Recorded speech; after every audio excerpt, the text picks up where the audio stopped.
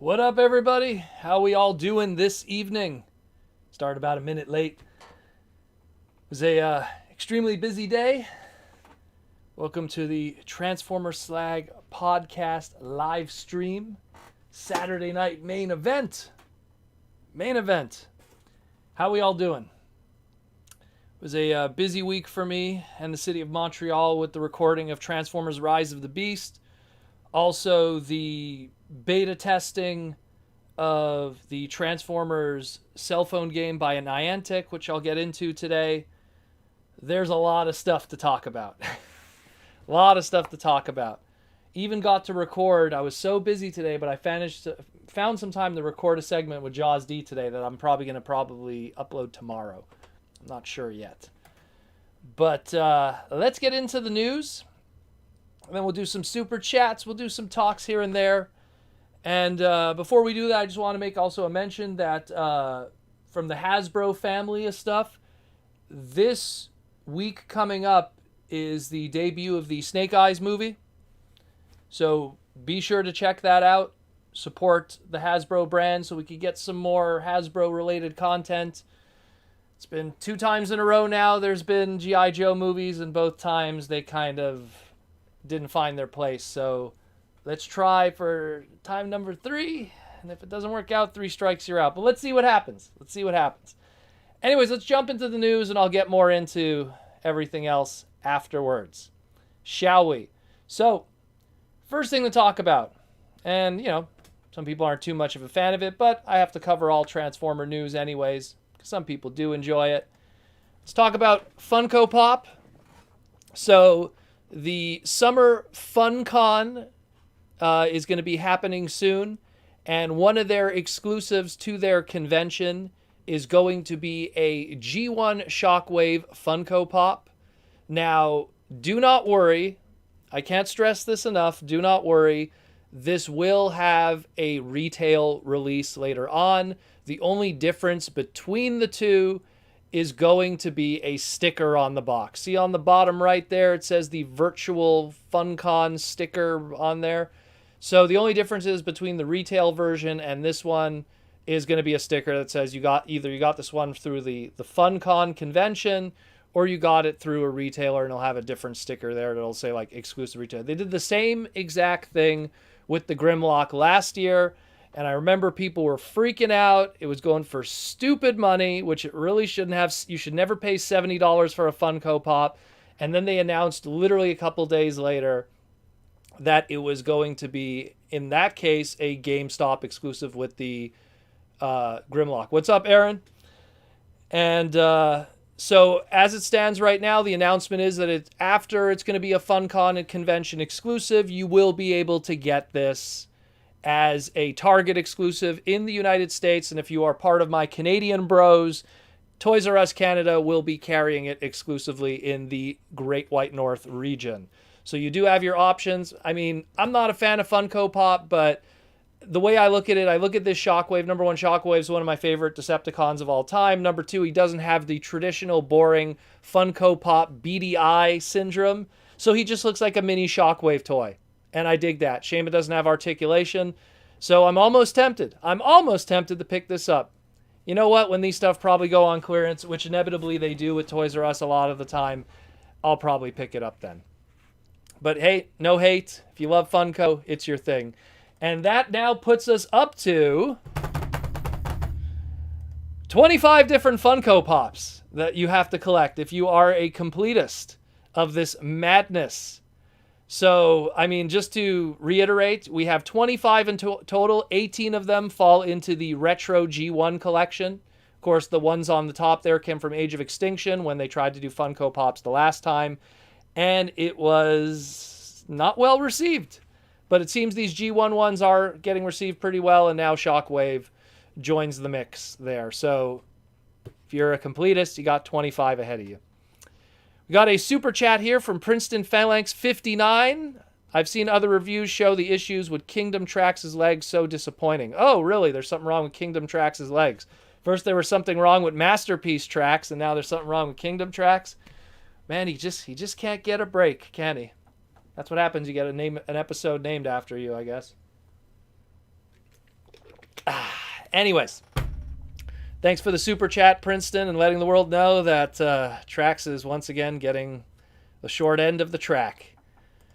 Next up, we got some big news that came from Shattered Glass and Hasbro Pulse, and it's that of the last of the Shattered Glass series, at least for the time being, and it is that of a Shattered Glass Commander class Jetfire. Is he an Autobot? Is he a Decepticon? We don't know. He's a faction swapping, unhappy with what's going on with the evil Autobots kind of thing. So there's all kinds of a crazy story going on with this. I dig it. Looks really good. I'm surprised that they were willing to do something in that upper price point of a $90 item. In this case, $91.99, so it's technically $92. But, I mean, it is what it is. People are going to probably be interested in this. Although I will say none of the current Shattered Glass stuff on Hasbro Pulse has sold out, so I don't know how this is being received by the mass audience. I'm hoping that this is a more of a made-to-order kind of thing, but judging by how close the shipping dates are, I don't think that's really the case. I just think it's just not selling out. But, I mean, it looks cool. You know, black repaints always look hot. And, you know, he comes with all the stuff that the original Commander class Jetfire from Siege came with. The original toy was fantastic. Like, easily, like, you know, a top toy of the year kind of thing. Easily one of the best iterations of the character, if not the best iteration that we've been waiting for all these years. Tons of accessories, tons of little, you know, little doodads, and even the little gimmick where you close his fist and a little peg hole to hold the gun pops out so it looks flush and everything. I really dig this mold. So, you know, painted in black, awesome. Just, you know, if you're willing to drop the $92 USD for it, that's a whole other story. Oh, it says here Megatron sold out. Okay, so at least one sold out then. That's good to hear then. Because I know that it was taking forever for these things to sell out. It was taking forever. So at least Megatron sold out. Megatron's actually the most unique of the bunch because he's the one that comes with the most extra pieces and parts. So just to reiterate, this is what we have up ahead of us. The 5 releases. We got the Shattered Glass Blur, the Shattered Glass Megatron, the Starscream, the Goldbug, and now the Shattered Glass Jetfire. There's going to be an accompanying comic book with this that will be in stores with different covers. Obviously, the ones that you buy here from Hasbro Pulse will come with their own unique comic book covers done by Casey Collar with a UV spot gimmick, meaning either it's glow in the dark or some kind of gloss kind of gimmick for the covers. I hope it does well. I hope it does well because then it could open up to more stuff, and I'm pretty sure Hasbro would like for it to do well, not just because it's a product that they're putting out, but also because it opens up more potential to use molds and do repaints in another shape or form that leads to them not having to invest too much in new tooling and everything like that. And I mean, at the end of the day, that's what really Shattered Glass was. I mean, Shattered Glass was born out of BotCon, which the name of the game is repaints and retools. So hopefully I see more of that in the future, and maybe we'll see a Shattered Glass Hot Rod in the future. Who knows? Who knows? If Studio Series Blur could be used, then Studio Series Hot Rod could be used in the future too. Goatee and all. Next up, let's talk about confusing stuff. Once again, out of left field, found in retail. Let's talk about Buzzworthy Bumblebee. This stuff just showed up unexpected in a Canadian Toys R Us. And once again, no fanfare, no nothing. These are the Crash Combiners that have been repainted into a more topical Buzzworthy Bumblebee kind of deco. There's clearly a Dinobot theme going on here because we have Grimlock as the shared pants in both versions. Probably leaning into the Dino theme that's overarching in 2021 and 2022. We have, you know, with the Play School Rescue Bots kind of stuff, we have the Dinobot Adventures. What's going on with Kingdom has the whole prehistoric stuff and dinosaurs. What we have going on with our Studio Series, we have Dinobots in our leader class with the Studio Series 86. What we have going on even with Cyberverse itself, we have the Dinobots Unite becoming a thing. So I guess even some dinosaur flavor stuff going on here with Buzzworthy Bumblebee. It all falls into it. I love the Grimlock with the blue jeans for in the robot mode. It's not really that noticeable in Dino mode. He kind of has like a blue chest instead, maybe a little G2 kind of throwback there. I don't know what they were going with, but it's very bizarre. But the one good thing out of it, I will say, is that Optimus Grimlock 2-pack, the original release, and I'll just pull this up just to show the comparison. That original release on the bottom was ridiculously hard to find. It came out in 2018, literally on the border of Cyberverse coming out, and the Robots in Disguise 2015 series already being off the air. So it was a really tough mold, both of them, to get, because the Optimus 2 was a retool of a previously existing Optimus mold that came with Strong Arm. So if you didn't get this mold the first time around, now you got a second chance. And I'll be honest with you, I think the newer ones look a little nicer. I mean, you be the judge. That's why I posted these comparison photos. I think they look really good otherwise. I like the Crash Combiners. I did a review of the Strong Arm Optimus one a while back, and I think they're a cute little concept. It's, it's not really about articulation. It's more about the playability and the fun of it, and, how you could do something different with Transformers that just isn't just straight up crazy articulation. And it's a nice, fun little gimmick. I dig that kind of stuff. And just to go back for a second, too, so the Optimus Prime is still combined to make Prime Lock, and the Bumblebee is called Bumble Grim. Yeah, I guess Grim Bee wouldn't have been as appealing. I do not know. But either way, it is what it is, like I say. Let's get into the big news of this weekend. Comicbook.com did a big announcement, and they were pretty much giving a reiteration of what's happening with our covert agent Ravage and I love how they call it a Micromaster Decepticon Forever Ravage. They gave us an update on what's happening with this special 25th anniversary Beast Wars product. We already talked about it last week. We saw the photos. We got a good idea of what's going on here. But the one thing that at least comicbook.com gave us was it gave us 100% confirmation that this is going to be a Hasbro Pulse exclusive. So we know where we're going to be able to look to pick it up. An MSRP price, so the retail price is going to be $44.99. So it's not going to be too pricey, considering you're getting pretty much a retooled Cheetor with some extra accessories and a G1 pretty much straight up Ravage with a really cool box, in all honesty. I mean, the background of the box and the gimmicks with the box being the inside of Ravage's ship. So that's not bad for $44.99, I'll be honest with you.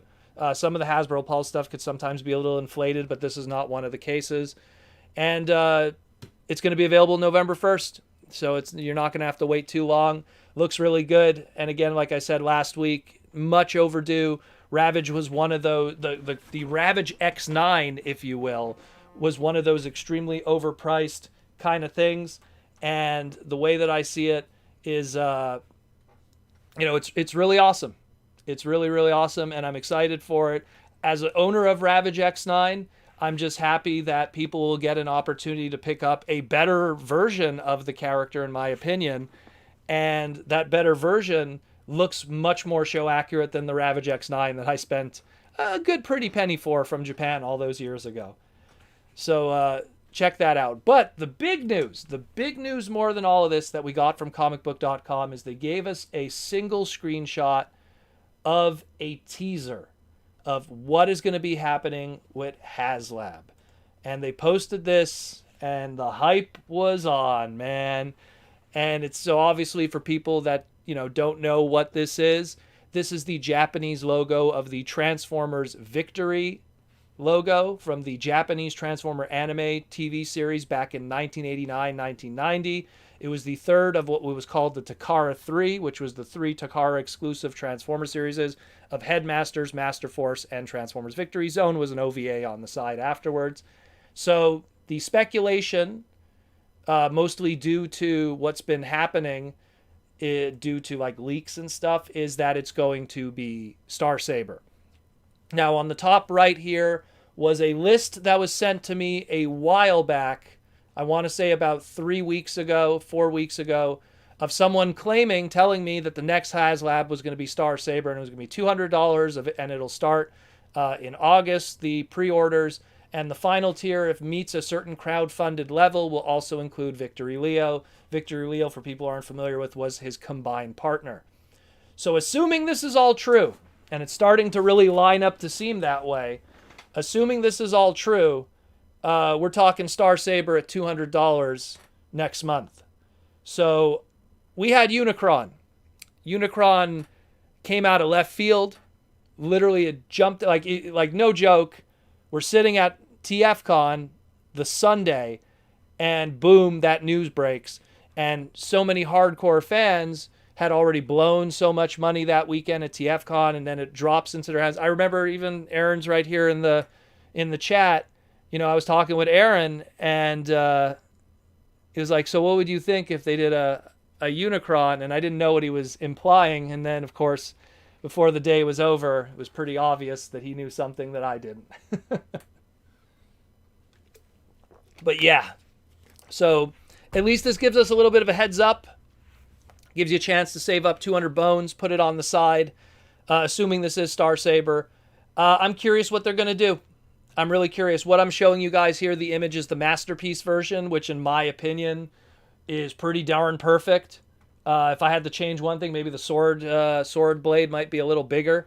But aside from that, I think the Masterpiece did a fantastic job. So I'm really curious what a HasLab a HasLab Star Saber with a Victory Leo would look like, and how big would it be too?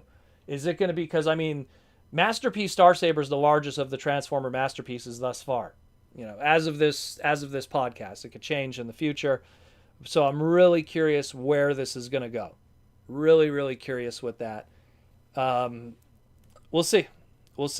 But I will say one thing, you know, that list that they sent me that had this Star Saber information on it, now that this is true, I might revisit the rest of this list in the future on the podcast and talk about what was on there. But I'll think about it. We have a couple of days to chillax and talk about other stuff. But I'll think about it because there's a lot of interesting stuff on that list that's planned for 2022 and 2023. So we'll see what happens. We will see what happens. So next up, Rise of the Beast was being filmed right here in Montreal. I was on the set checking out stuff. People were posting images. We got to see some more designs. Optimus's design. Bumblebee, how he looks. I got to actually show the first image of Bumblebee online. I took a picture of the back with the license plate. And we got to see Mirage here, which some people are not happy about him being a Porsche 911, but it is what it is. Everyone wants him to be Jazz. I'll be honest with you, I don't blame you, but this is what they're going with. I mean, Sideswipe wasn't a Lamborghini in the Bay movies. Hot Rod wasn't a Dome Zero. It's, Ironhide wasn't a Toyota One van. Or Mitsubishi van, depending on which episode it is and how it was being drawn. But that's just how it is. We've had to get used to it at this point. That we're going to get to a point where our characters will not be the cars of their original design. And I'll be honest with you, and this is devil's advocate as someone who's a big Formula One fan, you can't put Formula One cars on the road legally. So I don't know how they would have pulled that off for Mirage and let it be robots in disguise. You know, everyone would be turning their heads if a Formula One was going down the street. Where a Porsche is a little more less head turny in a lot of ways. But so here's our Optimus, here's our Bumblebee, here's our Mirage. Hopefully within the next couple of days here in Montreal, we'll probably get to see Nightbird and RC. Those have not been pulled out yet. This Optimus image here was actually the first time it was being unwrapped and then leaving the storage. Actually, I probably shouldn't say where they're keeping all the vehicles, but they're keeping all the vehicles in a very large area. And when I mean all the vehicles, I mean even the extras, all the 90s vehicles and stuff, they're all kept in this very large enclosed parking lot area that's pretty open, though, otherwise, from a certain angle. And you can kind of see everything that's going on there, but you don't really know who's who, except for the ones that stick out like a sore thumb. So pretty awesome stuff. I'm excited about it. I just hope it's going to be good. That's all I got to say. That's all I can say, really. Another thing that's been going on that I've been doing is I've been beta testing the new Transformers cell phone game, mobile game. Niantic, the creators of Pokemon Go, have been working on a Transformers Pokemon Go-esque kind of game called Transformers Heavy Metal. I've been beta testing it for the past 3 weeks. we started rolling out a whole bunch of the new features for the beta testers, and a lot of crazy stuff has been happening. It's really fun. If you are a fan of Pokemon Go, you are going to like this. I'm going to just show some of the progress and stuff I've been doing. Here's all the mini cons that I caught, because you have to catch mini cons and attach them to your main robot character to upgrade him. So there's me with Bumblebee on the left there, and there's a beacon where you have raid battles and you fight a whole bunch of Decepticons at once. Unfortunately, because I'm the only one beta testing, raid battles are going to be pretty difficult because you have to do that in teams of people. So let's just say I wasn't successful with my raid battle. I got my first loss in it.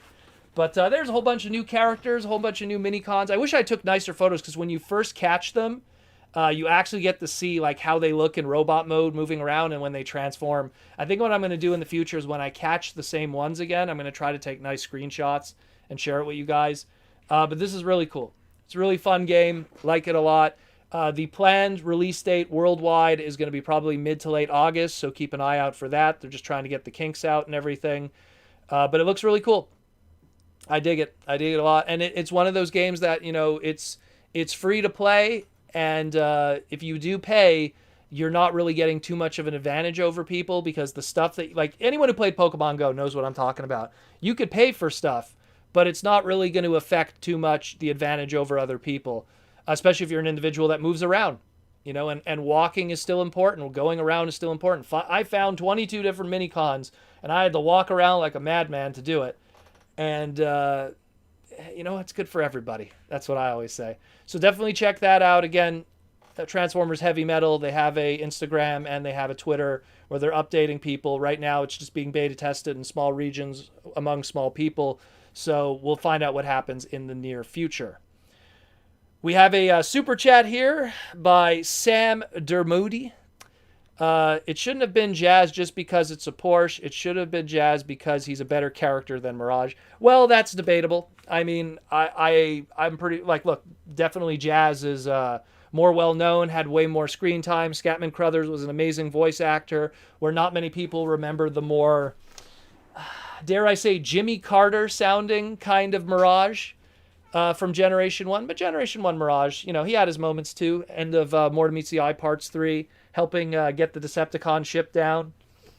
The ship was full, as to quote him. But he's a Formula 1 car, so I can't hate on that. They're both great characters. Jaws D, it's, Jazz is his favorite character, so he might say otherwise. But, either way, we'll see what happens. Maybe we'll see Jazz in the future as a Porsche. Who knows? Maybe this might open the doors to other things. Maybe not from a licensing standpoint. We shall see in the future. We shall see. But thank you for the super chat, Sam. Just trying to get a sip of water here. Very thirsty today. It was a long day today. So, also want to talk about, so again, like I mentioned at the beginning of the stream today, Snake Eyes is going to be debuting in theaters coming up. I believe it's going to be in select theaters on the 27th and then worldwide on the 29th. So if you have, if you have like preview screenings or stuff like that, maybe your local radio stations could hook you up with that. But so just a reminder, Snake Eyes is coming out. So let's see how that brand does. Now they're doing mostly ninjas instead of just the army thing. We'll see how it turns out. Snake Eyes movie. Again, I'm wearing Symbiote Studios with their Snake Eyes stuff, and I'm going to plug them right now. So Symbiote Studios, which sponsors the podcast and everything, along with Hasbro licensed stuff. So Symbiote Studios, that does our Hasbro plush, pins, and t-shirts. And of course, because Snake Eyes is happening, be sure to check out their Snake Eyes plush with Timber for $29.99. I got mine. Ugh. So they're massive. They're not like a small little plush, and each plush also comes with a pin, so you get this awesome pin of Snake Eyes too. Everything. These are licensed by Hasbro. This isn't some fake thing. This is Hasbro licensed stuff, and what's cool is you get an itty-bitty Timber with it too. So check that out. They also did Cobra Commander, and there's going to be more to come in the future, but get on the Snake Eyes hype. Go pick it up. SymbioteStudios.com. Get the Snake Eyes. Or the Transformer stuff. Might I suggest Starscream? He looks really good. And of course, speaking of Hasbro brands, they're working on something else too. Again, we can't show the full image, but we could give you a teaser of some green power, so to speak, from the morphing grid.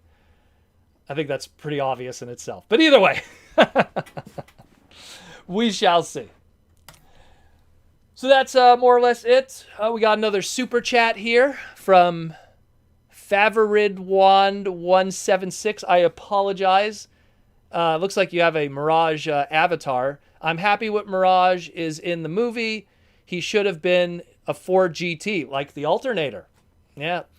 Also, Mirage needs that spotlight. Yeah, well, I love Mirage. I have a soft spot for Mirage, mostly because he was a Formula 1 car, and I used to always be like, why doesn't he have like a speed of 10, and why isn't he the fastest Autobot?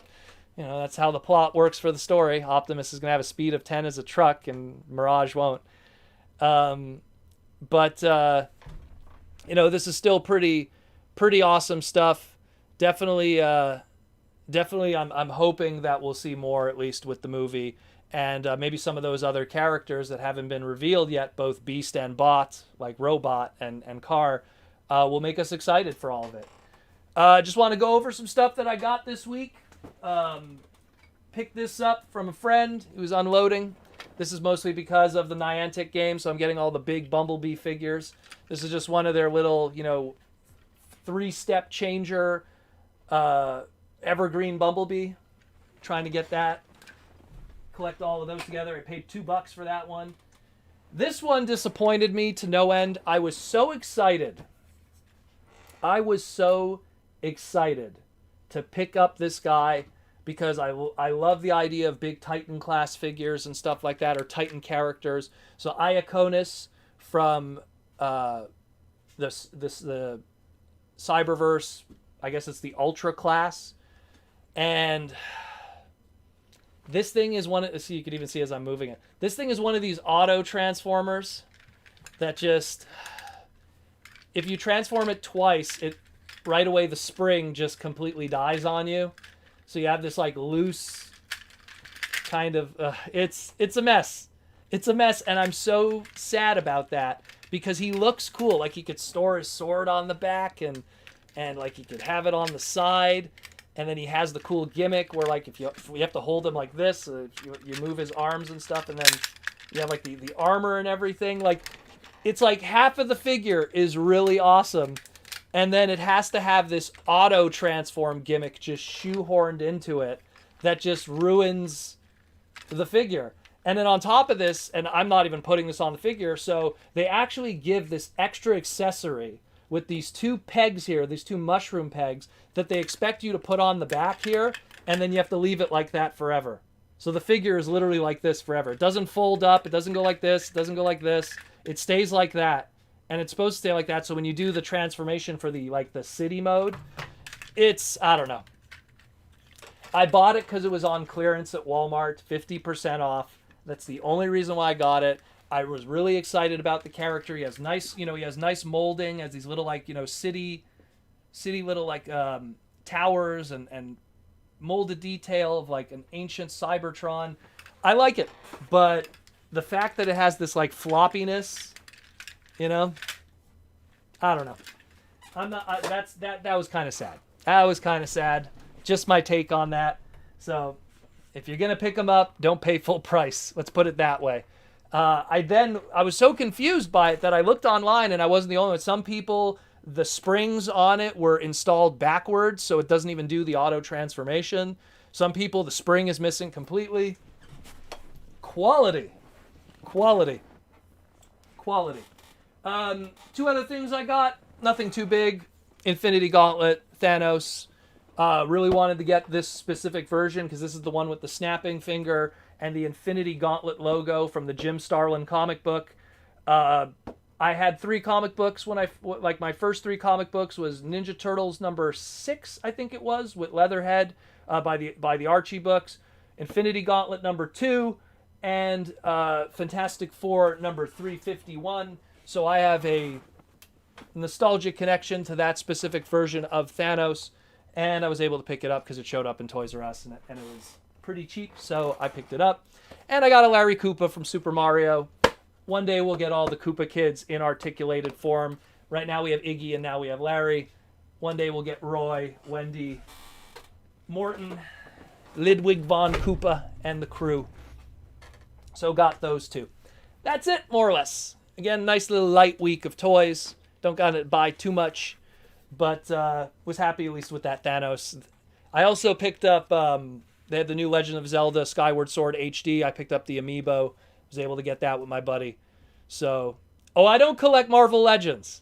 I just want to stress that I don't collect Marvel Legends. I get very specific figures. I love Thanos stuff. I love, once in a while I'll get a specific Wolverine figure. I have like a giant Wolverine in the other room, like the one with the motorcycle and the wife beater kind of shirt and everything. So, but I mean, that Thanos, I was going to get it from the Hasbro Pulse website and just the shipping was not worth it. And then it's in Toys R Us right now, guys. So if you're Canadian, you could find it there. And right now, Marvel Legends, specific Marvel Legends are on special. So save that money. Save that money. Get them toys. Get that plastic crack. But yeah, that's more or less it for what I got this week. Nothing too special. I don't spend a lot of money on toys. I get this and that. Little things here and there. So we'll jump into some super chat questions and just chill the rest of the night. We'll just chill the rest of the night and relax with all my boys and girls here tonight. And I'll even give you guys, I'll talk a little more also about the Transformers cell phone game because I'm having a pretty good time with that. As someone who really liked Pokemon Go and still was playing it literally up until this day, really liked it. So we'll start with the first super chat from Alejandro. Alejandro, my brother, is back. Hey, Proto, speaking of Marvel Legends, you see the HasLab Galactus they revealed. Yup, and it looks amazing, and it looks ridiculously huge. It's bigger than Unicron, but it doesn't surprise me that it's bigger than Unicron, though, because at the end of the day, Galactus is, it's a lot less pieces and parts and engineering. I mean, many years ago, when they did the 3 1/4 inch Marvel figures, I think they were called Marvel Universe. Were they called Marvel Universe? I have a whole bunch of those. I collected those. And I remember when they did the Marvel Universe one, they did a San Diego Comic-Con San Diego Comic-Con Galactus that came with a Silver Surfer that was huge. And I wanted to get that one because I was like, oh my God, that's the biggest Galactus toy ever made. And everyone wants a big Galactus figure. I have a Galactus figure in my comic book room, but it's the old school Fantastic Four. I think it's like a 12-inch Galactus that had like a chrome face. I have that one right now. So that's my Galactus figure. But I'm so tempted by that one. And I'll tell you something, I'm impressed with HasLab because within like the first 2 hours, they got like 2,000 backers. So they're going to do just fine with that Galactus. He's going to be look, that Sentinel that they did before they knocked it out of the park. I didn't get it, but I'm happy for anyone that did because they did an incredible job. And if the Sentinel is any indication, that Galactus is also going to be a home run. So I'm pretty sure it's going to be awesome. Am I going to get it? Well, let's just say there's a certain Star Saber coming and Proto Man is not made out of, I'm not rich. So I'm going to go with my boy Star Saber over Galactus, even though I love Galactus. I love the cosmic universe characters from Marvel. I've always leaned more towards them and Jack Kirby and Silver Surfer and stuff like that. Anyone who saw my Instagram, Lords of the Light with the Jack Kirby Galactus kind of stuff. Either way, thank you for the super chat, Alejandro, and I hope you get Galactus. If I don't get Galactus, I hope you get him at least. Victor Wong wants to know with the super chat. Thank you, Victor. Did I miss the connection, but did Beast Wars ever explain how Covert Agent Ravid gets his accent back in Beast Wars? You'd probably have to ask, what's his name? Lee Tokar, the voice actor of Beast Wars Ravage from Beast Wars. I'm pretty sure Sue Blue, the voice director, aka G1RC, probably told him what he needed to be. He's a secret agent, and that goes back to like the Rocky and Bullwinkle days of the Russian secret agents of Natasha and Boris. So I'm pretty sure maybe that's what they were going with. I guess. I don't know. Lee Tokar is really good friends with Scott McNeil. Scotty probably brought him in and said, hey, we need someone to play Ravage. He's like, okay, I'll be Covert Agent Ravage of the Decepticon Army Armageddon. I don't know. I have no idea You'd have to ask Lee Tokar. He does a whole bunch of conventions and stuff, and he's a pretty cool dude. I got to meet him, I think, 3 times already now. He always hangs out with Scott McNeil. They're the best of buddies. So usually if you see Lee Tokar, Scott McNeil is not too far behind, or vice versa. But I don't know. I don't know where his accent came from. Ravage, he talked a lot in the comic books, but you didn't know what his voice was there. And he had like one line, I think it was like 1 or 2 lines in the G1 cartoon. And I think it was Frank Welker that did that voice. It was when Soundwave was playing him in cassette mode and he was talking. I think it was Frank Welker that did the voice. So I don't know. I don't know why they went with that. You know what's funny? In the Japanese continuity of Beast Wars, Ravage is actually his son. It's actually like Ravage's son. It's not the same Ravage. His name's Jaguar. So different character. So I guess that's one way to explain it. But thank you for the super chat question, Victor. Thank you for the support. All the love and support for the pod and everything we do here. Once again, we got a super chat from Faravitwand 176. I wish I could learn how to pronounce that name. Will there be non-combiner steam trains? Are you referring to the soon to be coming up Masterpiece Raiden? Or just steam trains in general? Well, when you look at historically in Transformers, the only technically steam train that had existed for the longest time was a triple changer and Astro Train. The problem is a lot of times now with triple changer technology and how it's modernized and stuff, and they have to be sold in 2 markets. When you have Astro Train being sold in the Japanese market, you want to have that bullet train, the Shike Leon, if you will. And that's why we had Classics Astro Train back in 2006 being a bullet train. And then when they did the new Astro Train, that was a triple changer, they kind of, made this Cybertronian hybrid kind of steam train thing. I always felt the original Astro Train, I guess, triple changer from 1985 was probably the best you're going to get of a steam train transformer. If you want another steam train transforming robot, there's Loco from the GoBots, the original, I guess it was, the Mighty Robots, Mighty Vehicles. I'm looking up over there at all my carded GoBots. Loco was a really good steam train transformer. You could probably get them for like $5 or $10 because amazingly people still haven't realized that GoBots are finite and they were made in 1982 and there's not a million of them in the world like they think. And they're cool die-cast little robots. So I would suggest Loco if you want another steam transformer. But that's really... The sad thing is like Japan loves trains way more than America does, but they love their bullet trains. So when you are going to get transforming train robots, they're always going to be bullet trains. And in America, it's like, yeah, we're making transforming robots, but we're also selling worldwide, so we can't make them the great American locomotives that crossed, crossed the United States, because we're also selling to the UK that might not have a connection to that, or we might be selling it to Japan or China or anything. So it's difficult, unfortunately. It's really difficult. But I hope that kind of answers your question. I mean, look, again, we're getting Masterpiece Raiden, which is going to have a steam train, at least with that one. So hopefully you could get some joy out of Raiden, at least. Hopefully. Or there was a Six Train, who was a combiner, which they redid in the Transformers Universe line. Pick him up, too. He's a bunch of Micromasters. Look up Six Train or Rail Racer, I believe was his name that was brought over, not to be confused with Rail Racer from Robots in the Skies. But I hope that answers your question a little bit. Roman Schilling wants to know, hey, Proto, is there any chance alternators might make a comeback? Well, it's funny. Aaron Archer, who worked on alternators, is here in the chat, and we were just talking about Steve Bono, who also worked on alternators. I would like to see alternators come back, but I really feel that what I think happened with alternators is it kind of evolved into something else. Like I saw alternators kind of became what was Human Alliance at one point with Transformers, like the larger Human Alliance figures.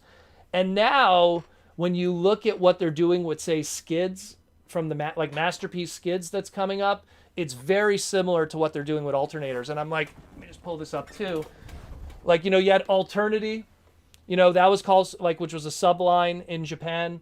That kind of was also like the spiritual successor to alternators and Vinyl Tech in a sense. So there's always these like other lines that come around once in a while that go, hey, why don't we do like hyper realistic car stuff with licenses, with Transformers? And it happens once in a while on the side, but I feel like alternators today would just be a different animal, only because alternators, when it came out, we didn't have the success of the movies.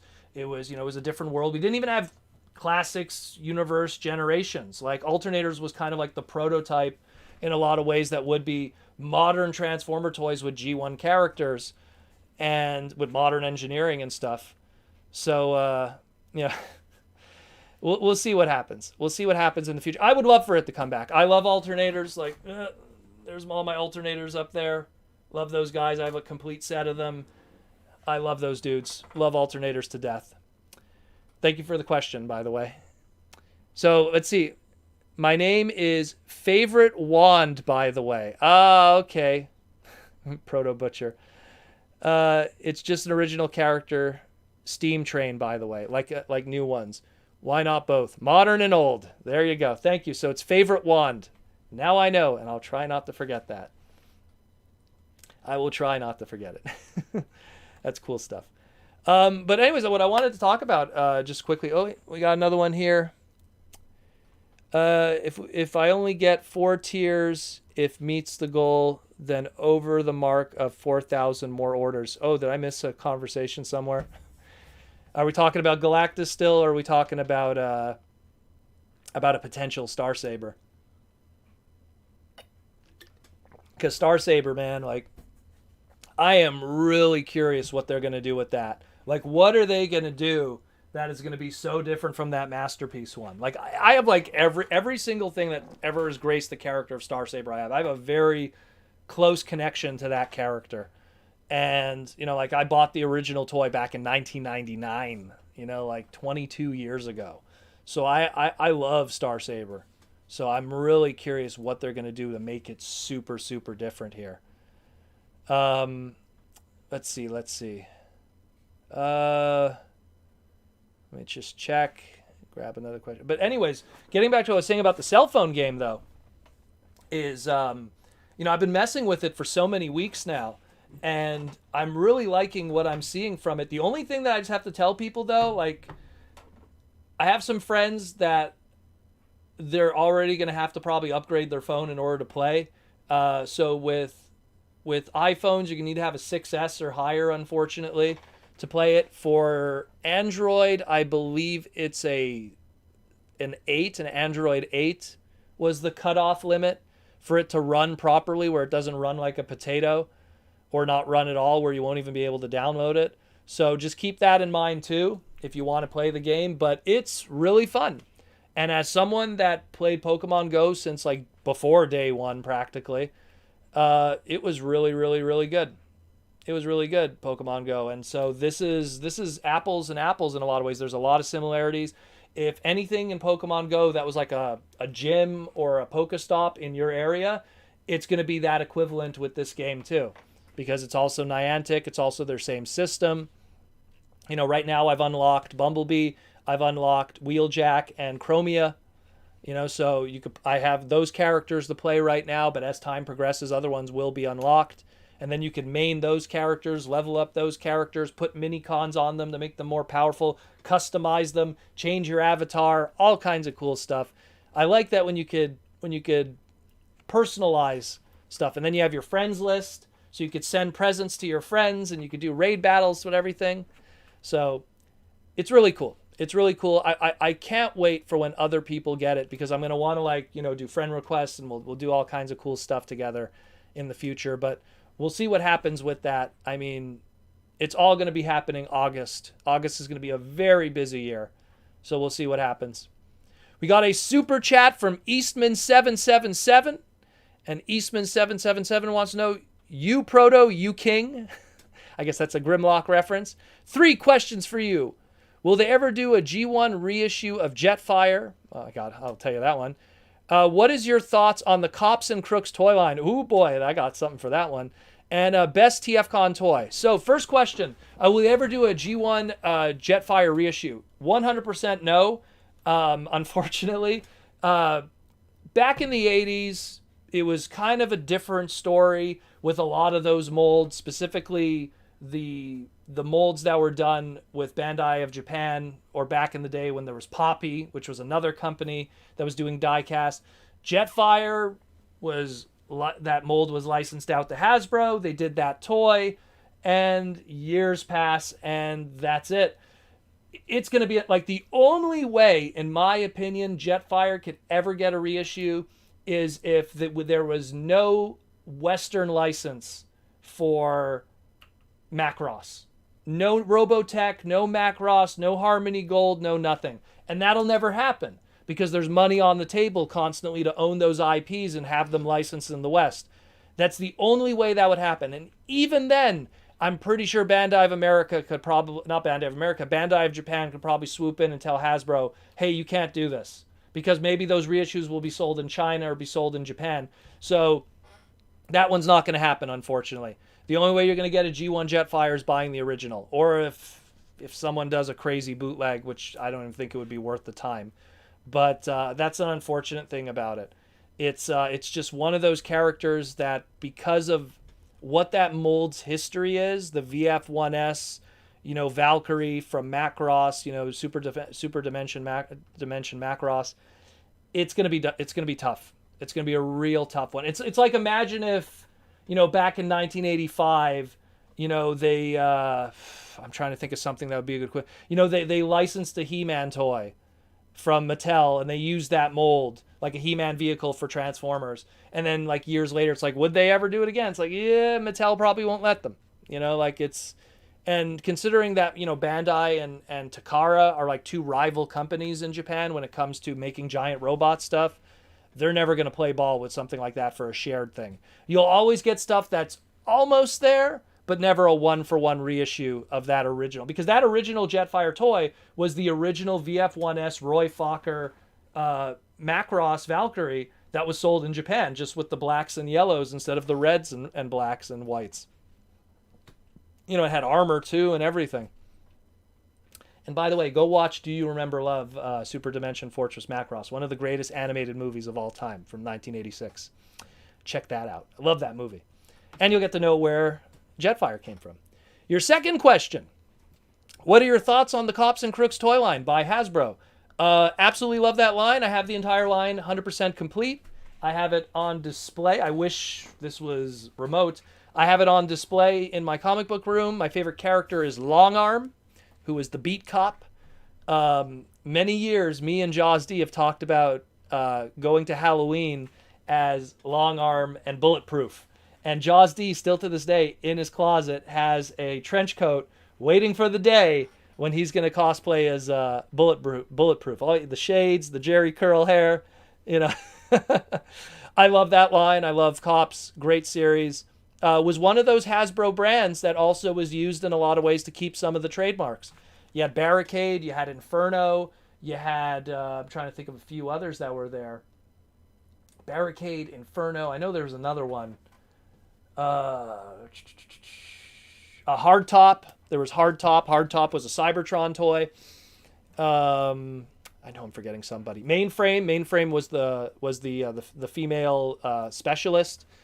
So a lot of trademarks ended up going there and being used temporarily. So I love that line. Love Cops. Fighting crime in a future time. Beautiful toy line. Have tons of love for it. Tons of love for it. Even a great comic book series, too. DC Comics did a comic book of Cops. If you want the true ending to the TV series, you have to read the comic book because they actually had a conclusion to what happened to Big Boss. And the last question. Best TFCon toy. Well, that's the easiest for me always, but it's more of a bias. I love the Super Mario Luigi 2-pack that they did many years ago for TFCon, which was they did these animated Huffer and Pipes, but they did it Mario and Luigi colors, and I got to do the comic for that. And a certain awesome colorist from IDW did the box art, and super great. Super, super, super great. I love that. Again, it merges the two worlds. My love of video game property, merch and everything, along with Transformers. Sign me up, brother. Sign me up. My second favorite probably would have to be the GoBot year. It was the Vanguardian. I believe it was 2012 was the year that we did that, which they took at the time. There was a company called, I think it was called Mech. That wasn't Mech Ideas. What was the name of that company? It was doing all the mini bots. I'm trying to remember. Let me see if I can see the box from here. Ugh, I can't see it, unfortunately. But there was one company that was doing all the little mini bots and stuff, and we took the Brawn and we took the Cosmos and we did Vanguard from GoBots and what's her name there, Pathfinder, and we did Vanguardian and Roswell was the third party names, and we did the colors and everything. Great. I loved doing that comic book. Writing that comic book. That was really fun. With, again, some certain IDW people. Because it was third-party stuff, so I don't want to talk too much about it. But, those are my two favorites. They did a lot of good ones. I'm looking at them right now because I have most of them. The Machine Wars one was really cool They did a Machine Wars Optimus Prime. They did, obviously Shafter, which was the Erector homage. That was a really fun one. The Prototype Colors RC was a really good one too, which had the cool Ghost in the Shell box art homage.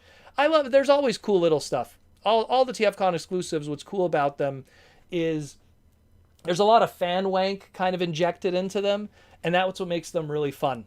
There's a lot of like really fun ideas that kind of get put into them, so that's why I really like a lot of that stuff. But thanks for the question. Thanks for a lot of the questions. Let's see. We have here. They are also doing a HasLab Star Wars Rancor figure. Yeah, I saw that. They showed the teaser. That's going to be a big one too. That's going to be like huge probably. Because I mean, if it's to scale with the 6-inch Black Series, it's going to be like, it's probably going to be Unicron size now that I think about it. It'll probably be the size of Unicron. Probably come with a giant bone that you could put in his mouth. Maybe a Rancor keeper. Just so you can have something that doesn't shell form. That'd be pretty cool. I know that that back in the day, I had the Rancor, not Power of the Force, the Action Fleet, the Micro Machines Action Fleet Rancor keeper, and I only bought it because it came with a little Jedi Knight Luke figure with the black outfit and everything. And he had a little bone, and you could put him in the Rancor's mouth, and he spits him out and stuff. Well, actually, he doesn't really spit him out. He does something else, but it's pretty cool. Pretty cool. Oh, I love this question here. Dear Proto, do you remember the Bots Master? Did you like it? ZM, my friend, I am the largest Bots Master fan in the world. For you to even ask that question, literally right here at my legs. I will literally show this here. Why not? Why not? Do I like Bots Master? I don't know. Original animation cell from the show. There's ZZ and Kitty. Or the stills from the show. ZZ. There's Oddball, who is the boy with the gimmick for what do you call it? Volleyball. And this is the one where they use for reference, for colors and stuff. I love Bots Master. I will say, without any argument, that I'm easily one of the biggest fans of that franchise, if not the biggest fan of that franchise ever. Bots Master came out at the right time. It came out at a time when we were in between Beast Wars and Generation 2. G1 ended. Ninja Turtles took over the world. Power Rangers took over the world after that. But after that, after Power Rangers, around the time of Power Rangers, G2 did its thing. It flopped, but then Bots Master came around, was played like crazy on YTV, and I became enamored with that show. I could sing the entire intro to the Bots Master theme song without question, easily, but I'm not going to do it unless someone pays me. But I love Bots Master. I have a mint on card collection of it. On my wall in the hallway next to the guest bathroom, I have a loose complete collection of it with Jungle Fiver. I have the merchandise, comic books, the 3D glasses, Korean merchandise, prototypes. I love that line. Love that line to death. And I still feel that one day it's going to come back because Avi Avarad, who is the mastermind behind Botsmaster, who worked with Saban, he once in a while pulls stuff up out of nowhere. And supposedly the rights right now are with Disney, but it's kind of in the air, like the production rights and stuff. So we'll see what happens in the future with Botsmaster. But if it ever does come back, oh, I will be so happy.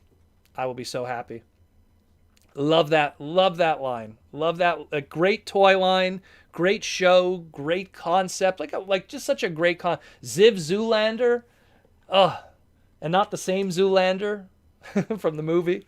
Let me tell you, I was confusing when I saw that when the Zoolander movie came out. I was like, oh my God. But thank you for that question. That's a good question. Let's see here. JR wants to know, JR Mini with the super chat question for 125 pesos. Filipino peso. Love it. I love it. Just seeing that big number. Hi, Proto. Since Macross was already mentioned, do you have any Macross toys? Yes, I do. If so, do you have the Bandai DX Chogokin VF1 figures? I love Macross, by the way. So the Macross figures that I have, it's kind of all over the place because I started collecting a lot of Macross stuff when I was in high school.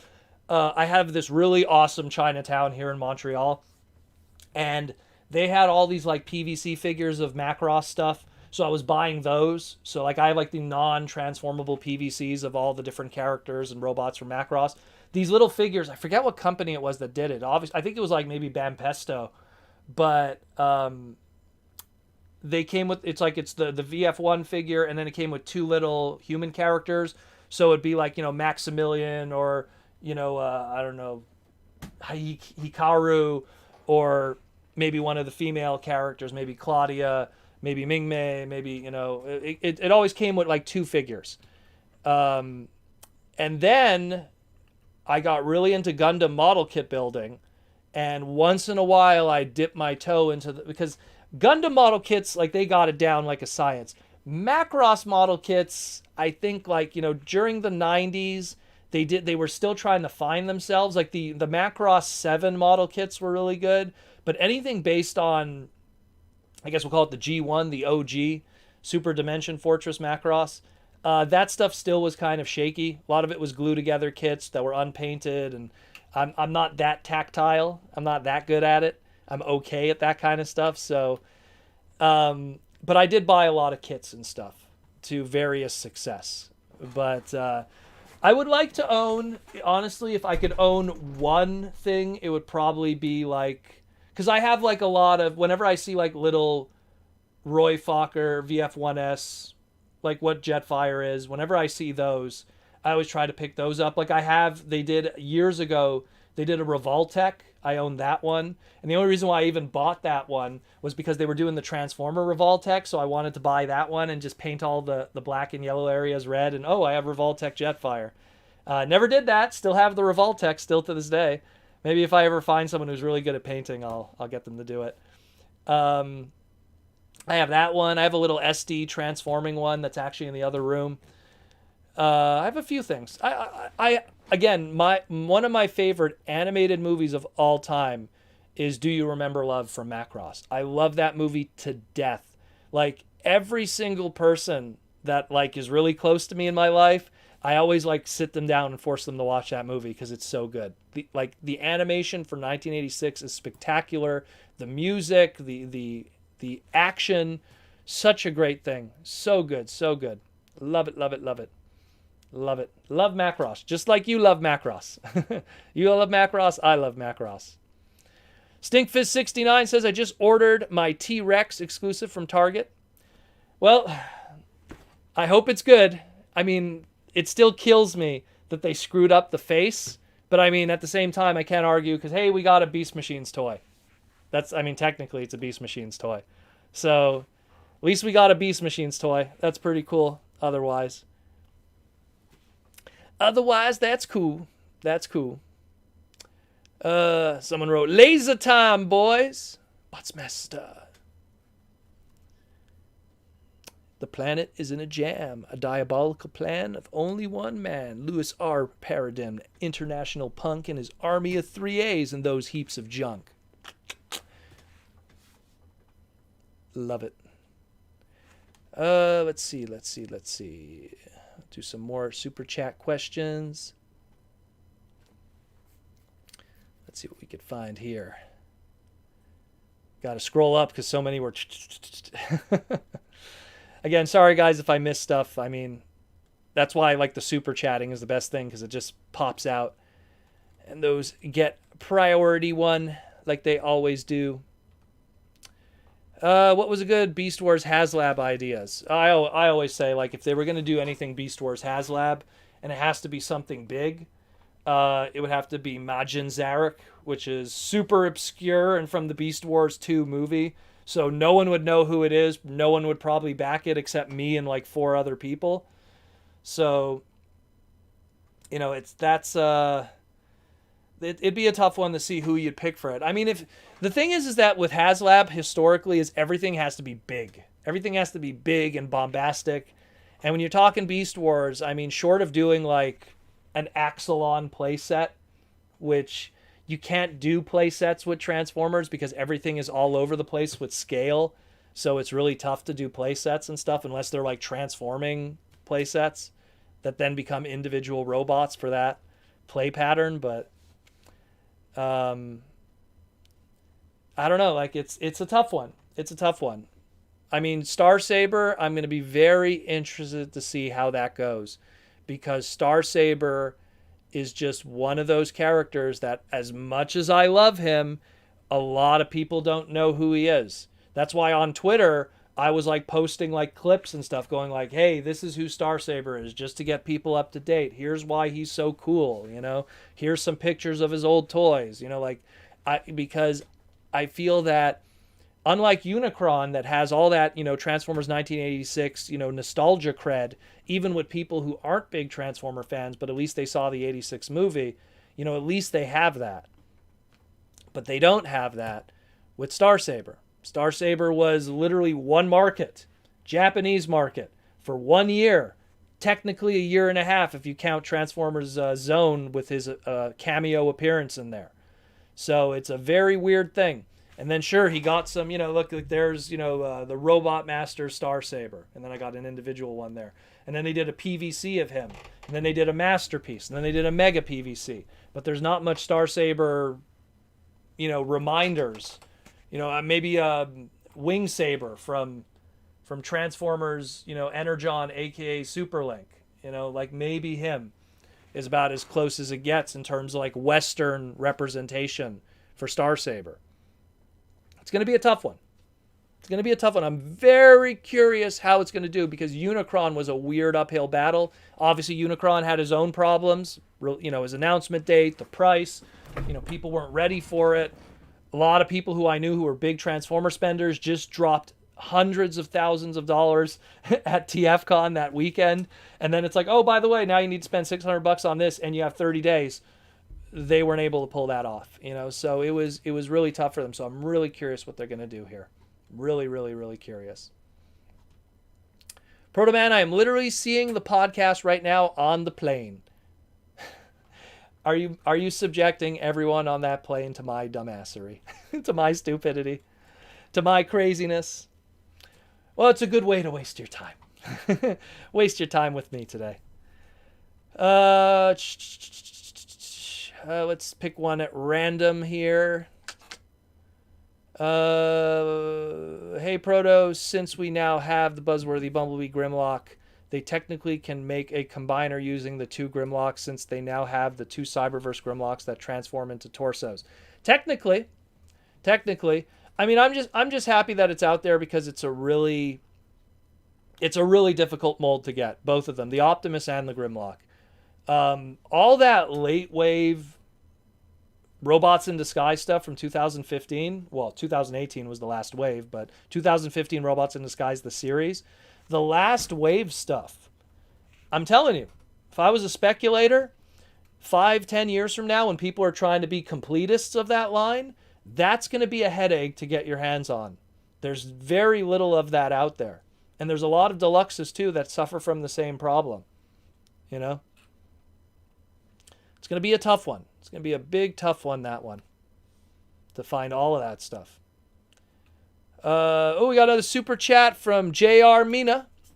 J.R. Mina wants to know here. We got G1 Star Saber was one of the best characters. Yes, he was. He's in my top 10 easily.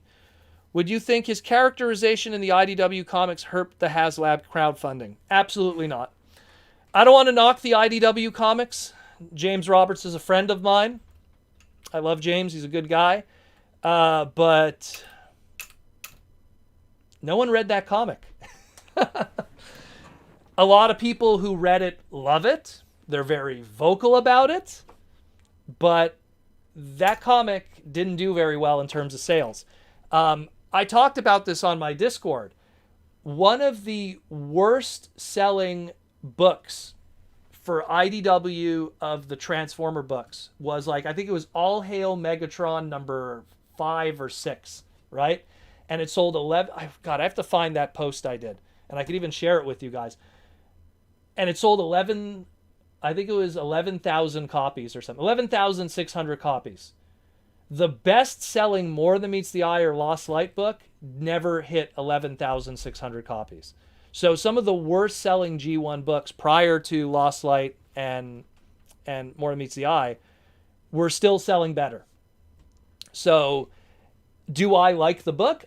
It has good. There's a lot of cool stuff about James Roberts' IDW book.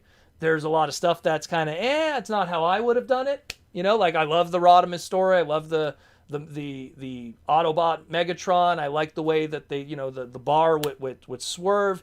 There's a lot of aspects that I like. I like the closed environment, which leads to characters really having the squabble and stuff like that. I love all of that. But there's other stuff on the flip side that I would have changed. And it wasn't, I'll be honest with you, it didn't sell well. And because it didn't sell well, that means not many eyeballs were on it. So the people who did see Star Saber in that fanatical light, it's such a small number that I don't think it's something we have to worry about. I really do. That Star Saber is not my Star Saber. James even knows that. James knows how I feel about that, about how he depicted Star Saber. He knows that quite well. He kind of rubs it in sometimes once in a while when someone tells him that they love that Star Saber. But at the same time, I don't think zero. I don't think that has any effect at all. But thank you for the super chat question. Otherwise, Jay, thank you for the support and everything. Did you get Kingdom Red Alert from Walgreens? We don't have Walgreens here. Kingdom Red Alert is going to be a EB Games exclusive. And I was literally at EB Games just a couple of days ago. No, actually not a couple of days ago. I was there Friday for the launch of Skyward Sword HD. And I didn't see it there. So maybe next week, the week after that, we'll see. It always comes a little later in Canada. And then we'll see how much it is. Because if it's too expensive, I'll wait. I'm not gonna break the bank for a single deluxe figure when I have a perfectly good masterpiece Red Alert right there looking at me with his little extra energy pieces and stuff.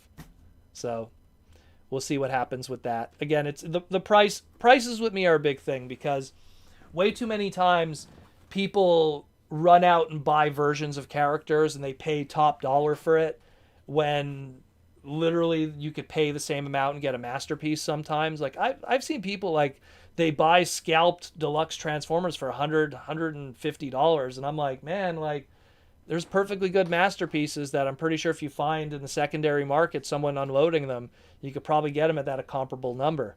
So I don't know. I'm very picky with that kind of stuff.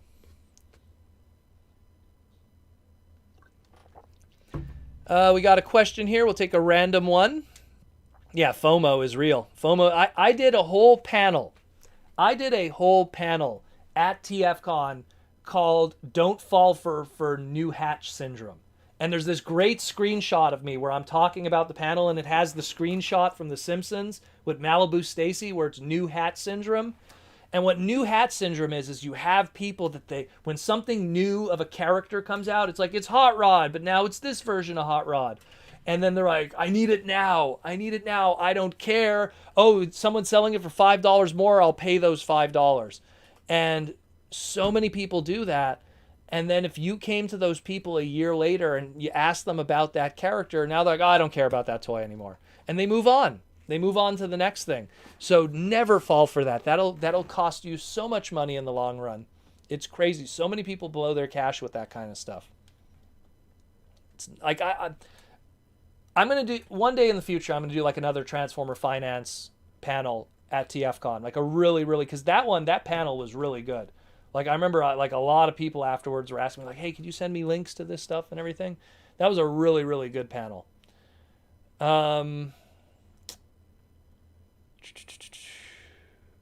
Let's see. I saw a really good one. Where was it? Where was that question? Where was that question? I saw a good one. Oh, I lost it now.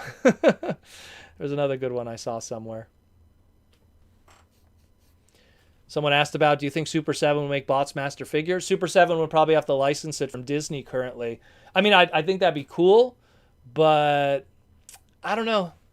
I feel like it could be possible because I felt like Silverhawks 2 is also Silverhawks is also another obscure, weird, short run, 80s cartoon, and yet we're getting Super 7 stuff of that. So if Silverhawks does well, then maybe Botsmaster has a chance. Here's one. Den10 wanted to know, where did Nemesis Primal come from? I kind of tried to talk about this a little bit. Like, I feel that there's one of a few different frames of thought that people have had about Nemesis Primal. Some people are saying it's a non-show accurate, but a interpretation of crazy Optimus Primal from the episode Guerrilla Warfare, where he had the bee stuck to his chest and it made him crazy. But then that wouldn't explain the purple parts and the different color scheme and everything. But some people are saying it could be an interpretation of that version. I talked about how, technically we got that color scheme of Optimus Primal years ago from Kabaya when they did the model kit. So, I don't know.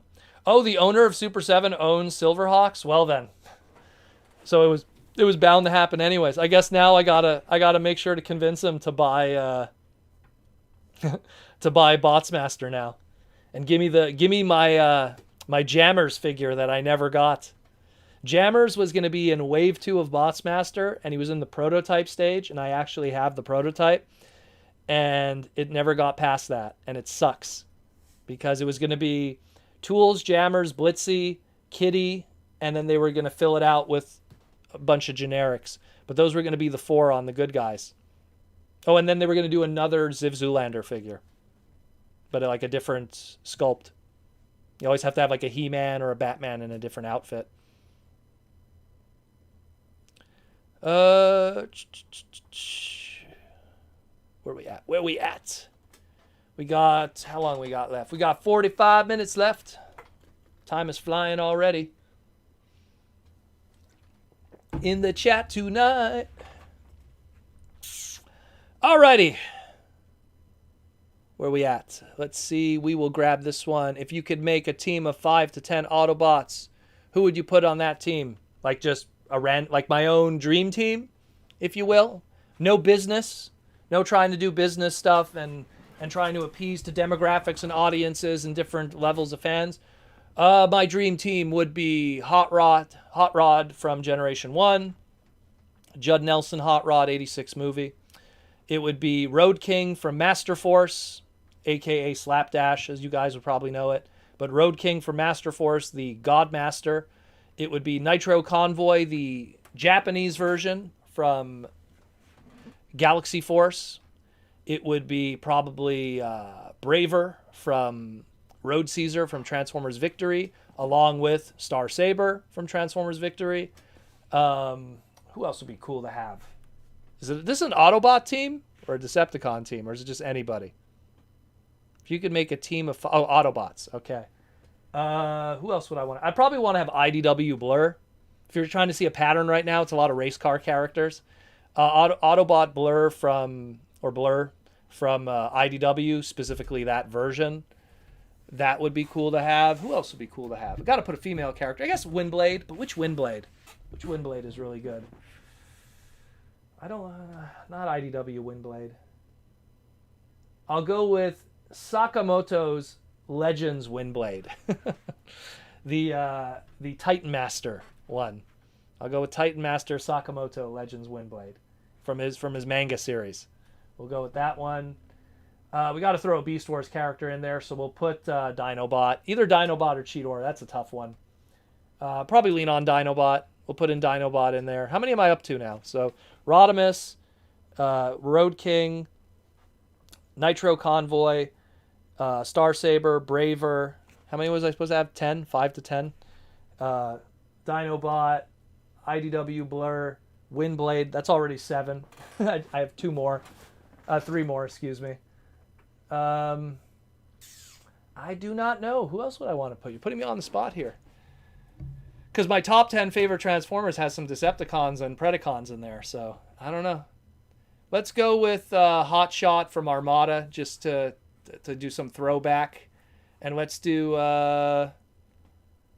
someone from Animated. Let's do Prowl from Animated, because Prowl from Animated is pretty awesome. I like Prowl from Animated. And we got to do one movie character, and a movie character we will do movie Hot Rod. No, that's too easy. We'll do let's do an obscure character. Let's do a really obscure. Let's do Nightbeat from the Revenge of the Fallen line. How about that? So there's a weird list. We have some super chats still. We have from the Xenomorph, spitting acid in your eye for 40 years. Protoman, have you ever been to one of those custom build classes at TFCon? Brother, I used to help with those. Curious on how those Galvatrons turn out. Never seen anyone post a video. So funny story about the Galvatron. I'm the one who did the head sculpt for it. I was the one who planned the head sculpt for the Shattered Glass Galvatron. I was at the very first class. I have the... Here, I'll show you guys. One sec. If I could reach it. It's all the way in the back, unfortunately. But let me try to grab it. This is the mock-up prototype of the custom class Decepticharge. There's the head sculpt that never got... Well, I think only like 15 or 20 people got this. So Decepticharge was based off of... all the way up there. Decepticharge up there from the Legion of Kissplay. Good old Penis Tongue, as he was known. I have been to every single TFCon custom class. I haven't done all of them because I'm staff back then. And I would write the bios pages for the characters, still to this day. Every time you do a TFCon custom class, there's like a character bio page. It's written by moi. And the Galvatron, I helped with the head sculpt for that one. That was Duncan. Duncan Kemp was the one who planned out the color scheme, and I'm the one that planned up the different head sculpt for the customizing. Good times.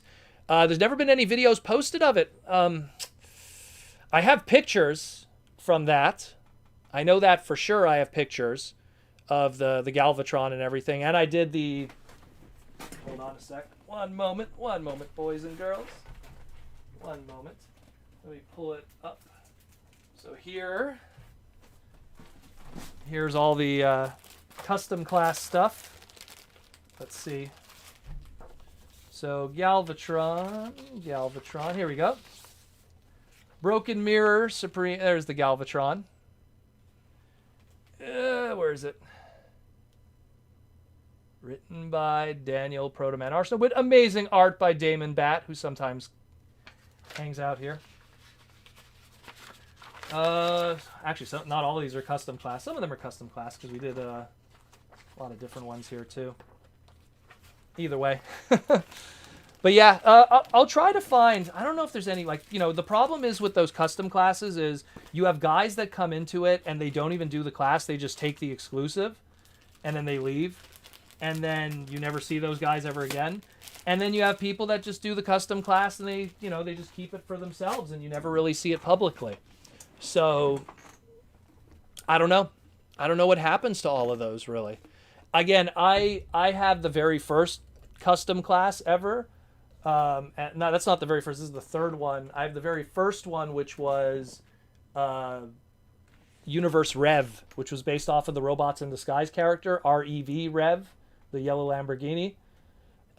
There's footage of it. I know Vangelis has some footage from some of these custom classes because he used to record it back in the day. What you would probably have to do is go to Vangelis' channel and look at some of the old TFCon footage, because he doesn't like list custom class on it. You just have to kind of watch the footage. Free views for Vangelis. But that's probably the best place you could check for that kind of stuff. Sorry if I can't help anymore, but at least it counts for something, right? Right? Anyways, thank you for the super chat, my friend. Alejandro wants to know, so for 2022, the rumors are a new Menasor with a line being called Legacy. Could we see other combiners, at least like Bruticus, Superion, and Defensor? Well, you know what? It's like I said before. All of those trademarks have to get used sooner or later, so yes, they will happen. The thing is that judging by what the rumors are of how they're doing these combiners, it looks like we're going to get a combiner once a line. So it's like we're going to get Menasor, and then the next line. Like it's like if Siege gave us Menasor, you know, Earthrise gave us Bruticus, and Kingdom gave us, you know, Superion. It's going to be like that. Each line is going to have one combiner. That's going to be like the centerpiece. I think that's what they're going to do moving forward. And I don't blame them, because it buys them time. That means like for the next 3 to 5 years, you cover all the combiners and you don't have to worry about anything else in terms of, you know, appeasing the hardcore fans.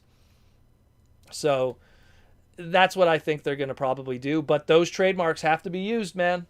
They have to be used. So if they have to be used, then you're going to see them in some shape or form.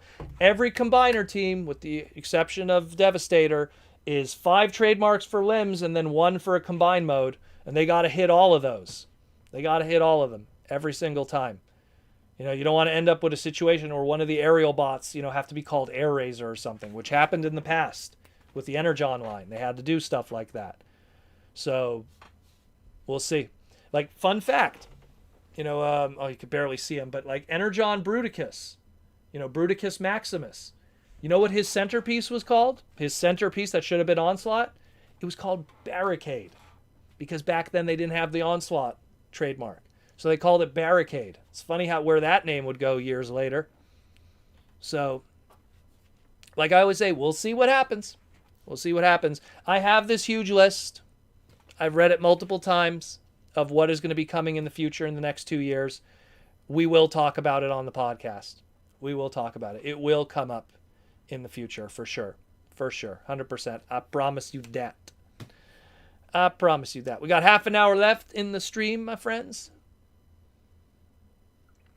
I also forgot to mention, we're coming up really soon for the Transformers War for Cybertron Kingdom TV series. We're exactly, like a week and a couple of days away, because it's the 29th. Man, it's coming up quick. We're like 2 weeks away. Yeah, we're like 2 weeks away. It's coming up fast. I hope it's good. I really hope it's good. I don't know. That's the one thing I'm worried about, is like, I mean, it's Beast Wars, so it should be good, right? Because Beast Wars is the best thing ever. But everything that we've gotten thus far with Siege and Earthrise has been kind of middle of the road. So, I don't know. We'll see. Hey, Proto, in the G1 cartoon, how did they think they could have upgraded Optimus into his Power Master form? Well, I'm pretty sure one of the different ways that they could have revived Optimus Prime, if they just didn't use like the Quintesson, and but mind you, it was all timing too, because at the time the Power Master toy didn't exist. But that could have been one way that they could have revived him in story. You know, instead of using the Quintessons and Wreck-Gar working together to revive Optimus Prime, they could have just kept him dead, go into Season 4, do the Headmaster thing with Rodimus as leader. Fortress Maximus comes around, use the Japanese footage. I don't know. And then when we get to Godmasters and Power Masters and all that, bring in the Optimus. bring him back to life that way.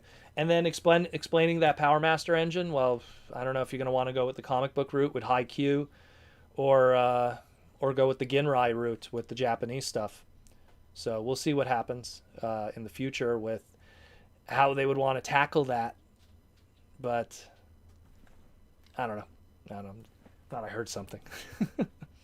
Thought I heard something fall. We got another super chat from Alejandro. When could they announce 2022 stuff? A New York Comic-Con fall season? Yeah, see, that's the thing. Like, since we haven't had proper conventions, these big bombastic, like, kind of, environments where you could get hype for product, like, all of that, because it doesn't exist, we just have been missing out. We have, like, I feel like all this Cyberverse stuff that I talk about, that, like, we find out for the first time in retail, I firmly believe we would find out about it if they had conventions. There would have already been a Cyberverse, like, booth, like, even, like, just a display that would have had all that product in it.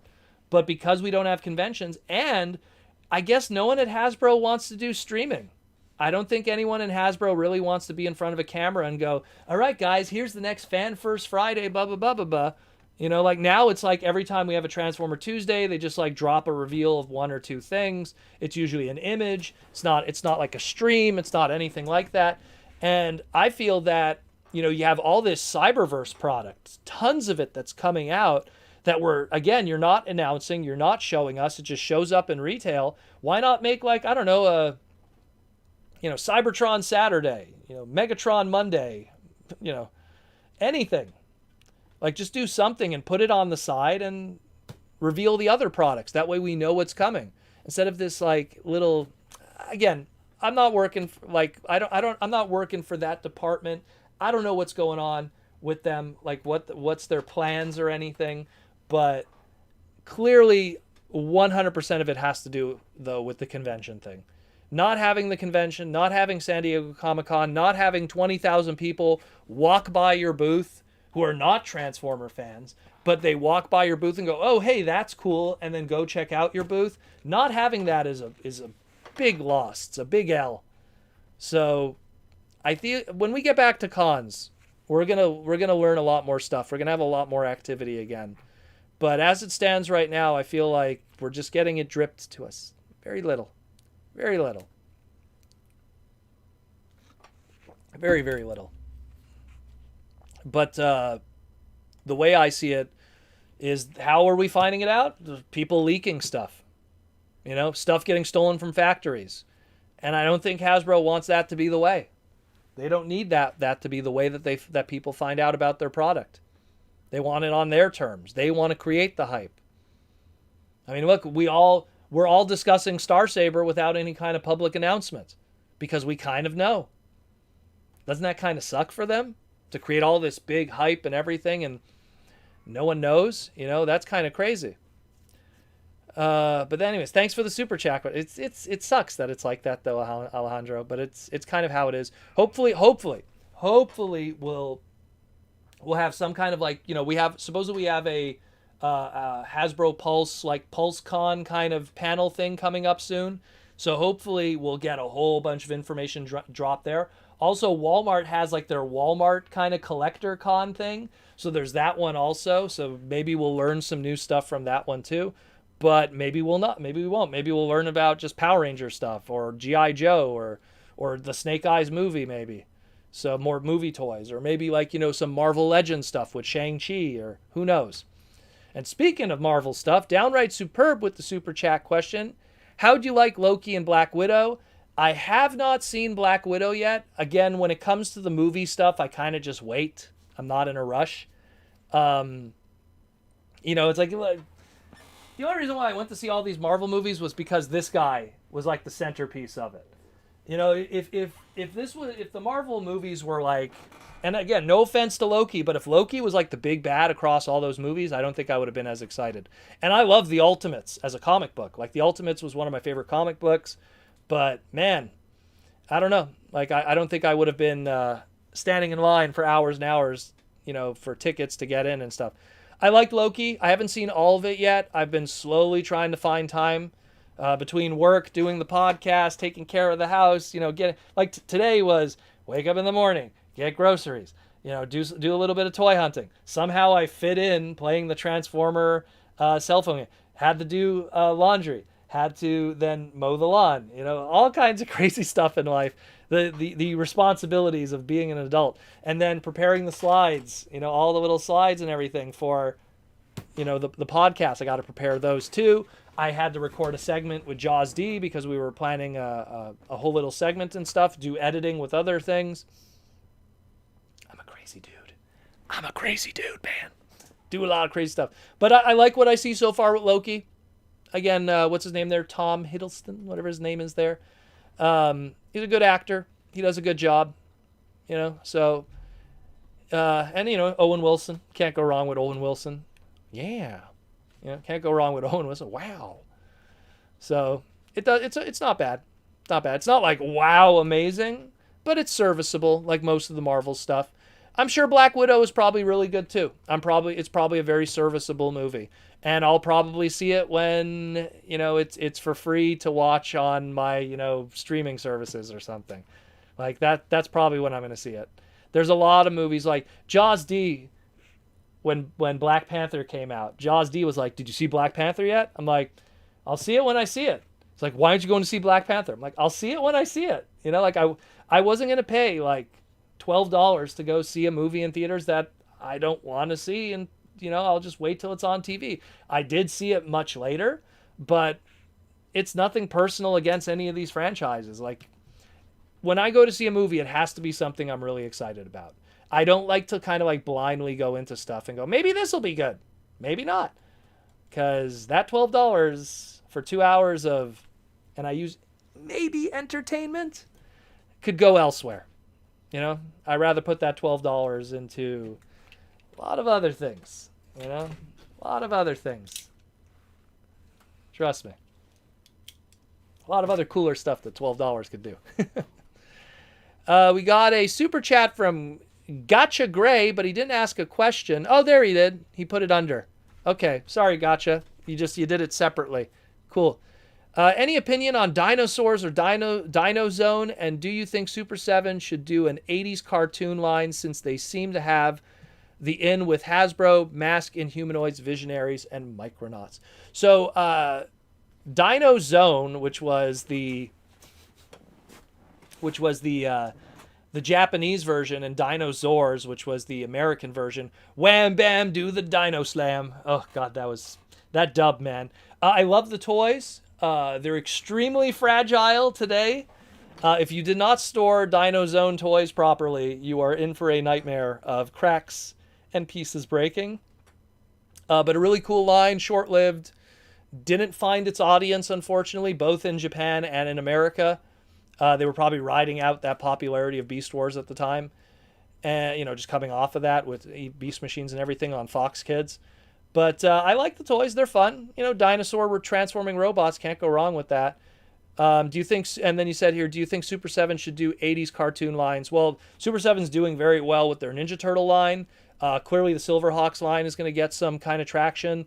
That G.I. Joe one, oh my God. I think that G.I. Joe one's going to completely derail everything that's happening with the craziness that's happening with, what is it, the 6-inch stuff with Hasbro.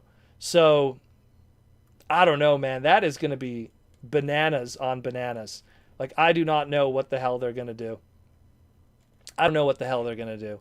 But I would love to see Mask. Mask would be really cool. Like, literally on my desk right here is the 2 Micromasters from the Galactic Odyssey based off of Mask. I love Mask. When I was a kid, I got the Thunderhawk for my grandmother. Very sentimental thing. Matt Tracker, have those toys as a kid. I love Mask. I would love to see more Mask. So if they do Mask stuff, oh man, that would be amazing. That would be absolutely amazing. I hope to see that. Visionaries, what's funny with Visionaries? A lot of those trademarks Hasbro has. I mean, think about it. Cryotech is a Visionaries trademark. Think about that.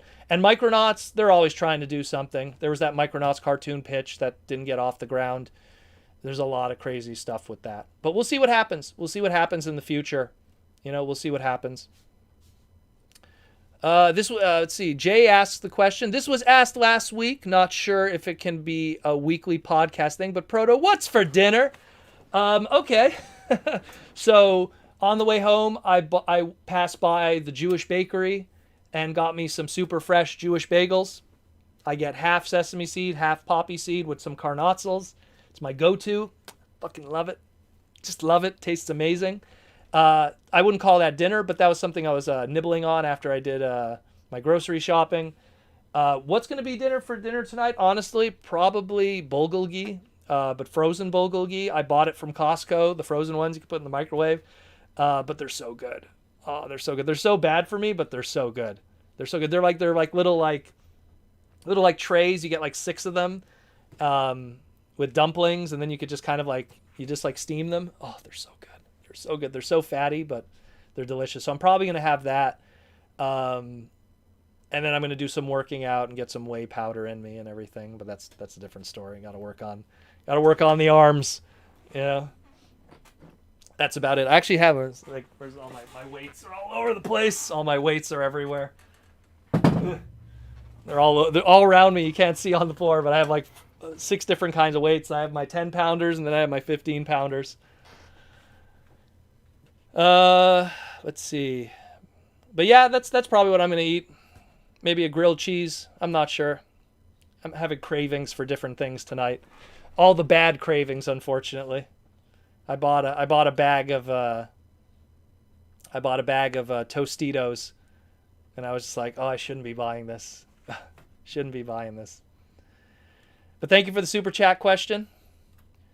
Oh, we got some big ones here, in more ways than one. We got a $100 red super chat from Princeton. Thank you for the red super chat, Princeton, with the red BAM super chat. Hey, Proto, did you hear about Hasbro not willing to produce Hooded Cobra Commander for the G.I. Joe or allow Super 7 to produce it? Supposedly it's because the hood is political. Could be. But allows Star Wars Black Series troopers. I don't think that's the case. I honestly don't. Hooded Cobra Commander was used. Last time it was used was Sigma 6 had Hooded Cobra Commander stuff. No? There was a variant of it? There has to be because they've done it a few times. Look, I understand their logic of that, but they're still going to do something. They still will. Look, when you think about it, the first Cobra Commander we were all introduced to was not the Hooded Cobra Commander. If you were a kid back in 83, it was the Metal Mask one. So Super 7's obviously going to do that first. Give it some time. They'll do it. It'll be there. I think it's people just looking for stuff to kind of create controversy over. And I mean, Hooded Cobra Commander is cool too. It's iconic looks. You got Metal Mask Cobra Commander, Hooded Cobra Commander, then full metal suit, silver suit armor Cobra Commander. You got those iconic looks. You can't just skip over it. And there's no connotation to that. The other hooded guys that you're probably talking about, the ghosts, if you will, maybe we'll call them that, as Peter Griffin referred to them as when they were getting chased. The ghost hooded guys. Just so I don't get demonetized by even talking about it. But, those guys, they don't even look like the same hoods. You know what I mean? It's not even the same hoods. Cobra Commander just just took a blanket and put it over his head and, what's his name? Pigpen from Charlie Brown. Charlie Brown, the Great Pumpkin. It's just a ghost costume practically on top of his head. So I think we'll get something. I think we will. I think they're being silly. I think whoever's reporting that is just looking for some clickbait, perhaps. And I think Super 7 will still... Super 7 is all about the nostalgia. I'm pretty sure at some point that opportunity will present itself. I'm pretty sure. But again, thank you for the $100 red super chat. The red super chat, man. I wish here's a red Ferrari Lamborghini. It's actually not mine. It's a friend of mine's. I picked it up for him, and then it was something that was on Facebook Marketplace. I had to swing by and pick it up for him because it was in the West Island where I live. So there's a nice red Ferrari for your red super chat.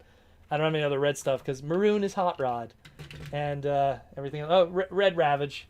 There you go, a Red Ravage bootleg. There you go. Nice and red. Thank you, my friend. Thank you for the love and support. Zachary Ray with the super chat. Is it possible that we get Dino King over Star Saber? That'd be totally out of left field, but would be cool at the same time.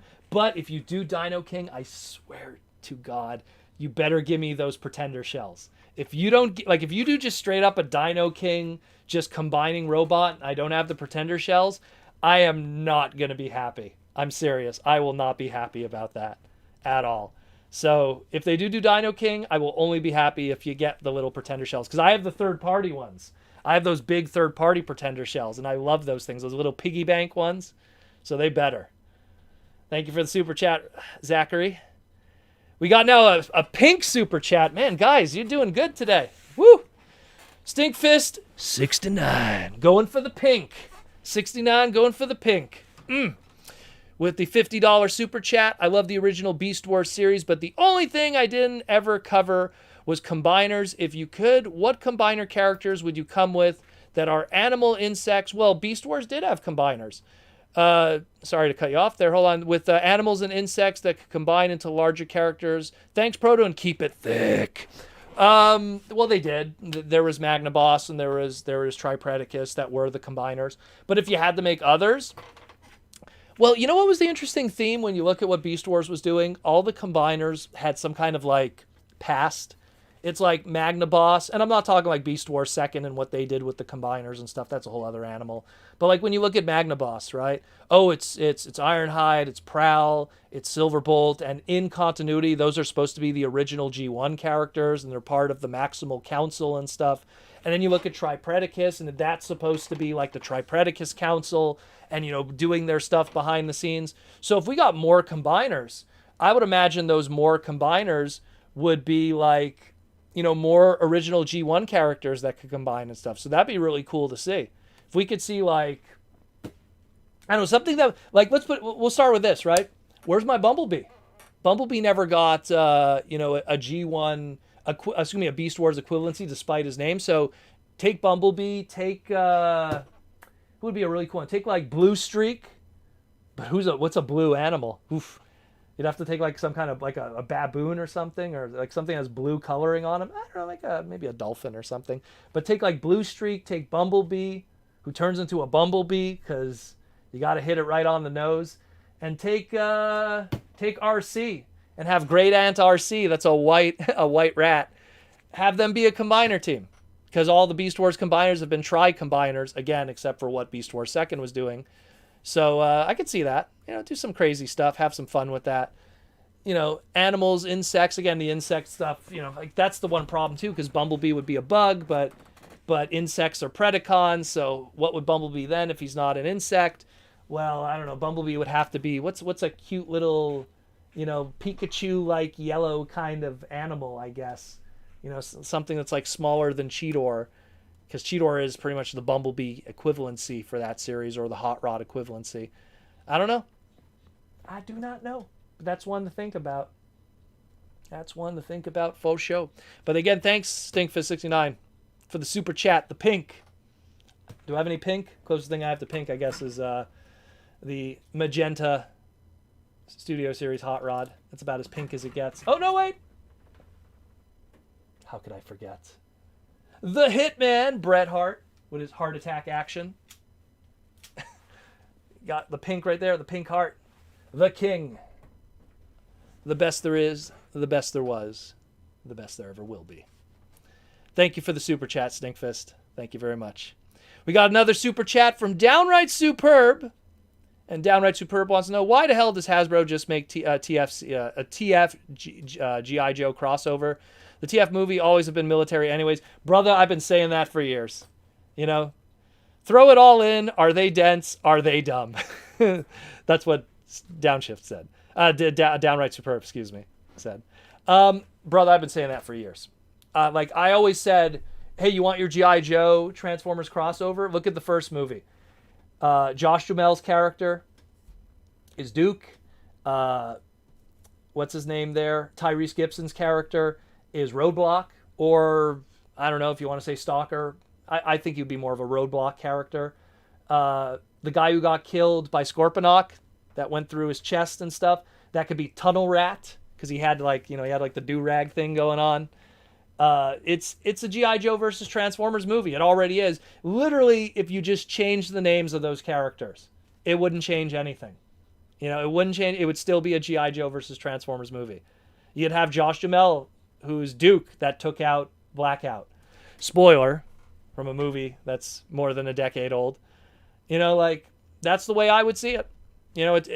And then when you look at what Nest was, in Revenge of the Fallen, it's pretty much, G.I. Joe working with the Autobots.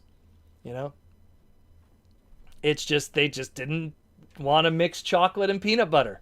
That's all, because in their mind, they had all this success with the 2007 movie. They wanted to build a G.I. Joe movie franchise on the side. They didn't want to mix chocolate and peanut butter and make Reese's Cups, So it's a shame. It's a shame that they didn't. Maybe they will one day. The G.I. Joe franchise is having trouble, but let's hope that maybe there'll be some success in a couple days. Because if there isn't, 3 strikes and you're out. So if you don't do well with a movie with The Rock, and I've said this before on the stream, makes me wonder, my friends. Makes me wonder. But thank you for the super chat question. Downright superb. Alejandro, since Slammer is coming out and is rumored to be actually able to connect with a Titan Metroplex, could we get a reissue of Metroplex like the Combiner Wars Devi? 2 sides to that. I've had this discussion with people in the past before. If it is getting reissued, I get a feeling, and I know people are not going to like this, it's going to be a Hasbro Pulse exclusive. In the same way that like Hasbro Pulse is like, hey, we got all these Devastators out of nowhere. Does anyone want these Devastators? Like, these Devastators are like 5 years old, and now we have like a whole palette of them. I feel that if we do get Metroplex, he's probably going to be like, and when I mean Metroplex, I mean the old generation's Thrilling 30 Metroplex. It's going to be a reissue straight up, and it'll be a Hasbro Pulse exclusive online. The flip side of it is we get a brand new Metroplex, and it's a Commander class, which wouldn't be that great, but it'll be a Commander class, and it'll be a brand new mold, and it'll be retail. So there's 2 schools of thought there, in my opinion, that could potentially happen.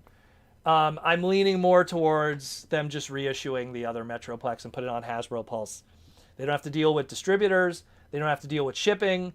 They could just sell it directly through their warehouse, and historically, a lot of that Hasbro Pulse stuff just sells out. Look what happened with Black Zarek, So big Titan class that right now has a secondary market value of $300 to $500. Don't pay that. Don't pay that. But that's what's out there right now. Seriously, I would just say they're probably seeing the money on the table and going like, why don't we just reissue ours? Put it on Hasbro Pulse. We don't have to put it in Walmart. We don't have to put it in Target. We could get like 3,000 units of these made. Have a nice bunch of pallets of them in the Hasbro Pulse factory, put up the link, have it sell out. Slammer is there to grease the wheels, because people who didn't buy it that are buying Slammer are going to go, well, now I got to complete the set. And then the rest is history. They go back and get the Siege figure with 6-gun, and you're off to the races. So, like I said, 2 schools of thought. 2 schools of thought. That's the way I see it. It could be one, or it could be the other. But thank you for the super chat, my friends. Thank you very much. It's been a very good day, to say the least. It's been a very good day. It makes all these. If you notice this podcast, I've been a little sweaty today because it is super hot, and I am coming off of doing all my yard work and stuff. So thank you for all the support, guys, that you guys do for the podcast and everything. It's amazing the turnout that we always get. And that's why I always try to give my best for you guys every time. We'll take a few randos. We'll take a few rando questions tonight. Where's Rob Rice? He was posting his like crazy. Protoban, do you think the new Fangry being a grotesque retool is subtle nod to Shattered Glass, since it's meant to be grotesque colors? Ooh, that's a deep cut. I think it's more a coincidence. I think it's more a coincidence. I understand what you're getting at, but I think it's more just a coincidence. The choice of the Shattered Glass colors, if I remember correctly, was Jesse Witherich. Correct me if I'm wrong, Jesse, if you're watching, from Fun Publications. And I don't think Apples and Oranges made that communication. I don't think Jesse's like, hey, man, make sure that you do that with Fangry. I think it's just a coincidence, if anything, for sure. But I'm just happy that we're getting that Fangry, because then that means we could probably get more Headmaster Juniors. Which, hey man, give me my Nightbeat, Minerva, Sirens, Hosehead, Ghost Shooter, Cab, Cancer, the character, not the disease, all that stuff. I'm down for that, yo. Hey Proto, can you draw Transformer designs? I'm very bad at drawing. That's why I do writing. I could draw a mean Proto-Man. Like, I could draw a Proto-Man. Anyone who's part of the high-tier Patreon backers, I always send them, like, when I send them their gift in the mail from the high-tier patrons, I do a letter for them, and then I draw a Proto-Man for them. Anyone who's... There's some people here, actually, who are on the receiving end of those. I would draw them a Proto-Man, and I'd send it in the mail sometimes. If I have the time, usually I'd do, like, a nice, color in the shades. I'm okay at drawing, but... Let's just say I'm not getting paid to do that. There's no way. There's way more talented people than me, than my stick figures. Let's put it that way. We got one here. Do you think we will get a re-release of Computron, as in the Combiner Wars one? Probably not. We'll probably get a brand new version. The best thing about that Computron anyways is the little Scrounge figure. I mean, that's where all the money is, in my opinion. Because when are we ever going to get a Scrounge figure again? I mean, that trademark was issued, used, and then expired, and that broke my heart, because I was like, oh my god, we're getting a Scrounge figure that's a repaint of Cosmos. That means maybe in 4 years we'll get another Scrounge figure, and it'll be actually a decent one. No, they let that trademark die. And Proto-Man cried, and then ate his tears. So it was sad. Do you think Micromasters and Battlemasters will return? I hope so. I love the Micromasters. They are probably my favorite thing that Siege and Earthrise was doing. It's on my desk, yo.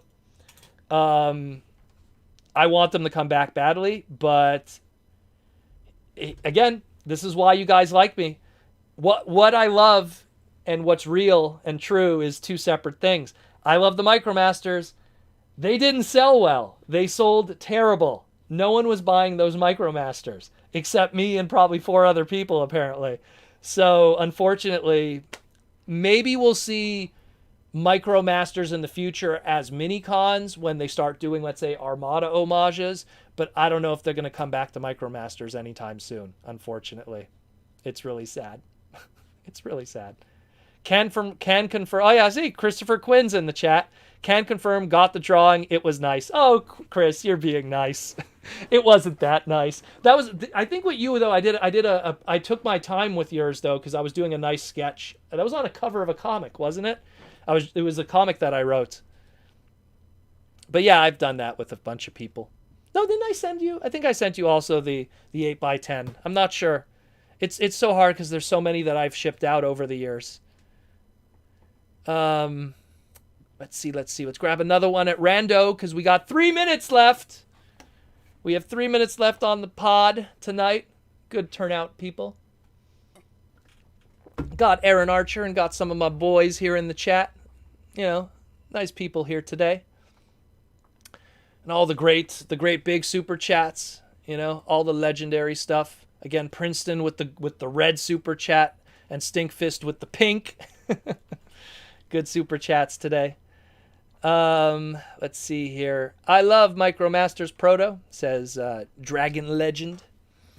Let's see, we have here. I would rather a Headmaster, a Target Master, or a Power Master based on the Marvel continuity.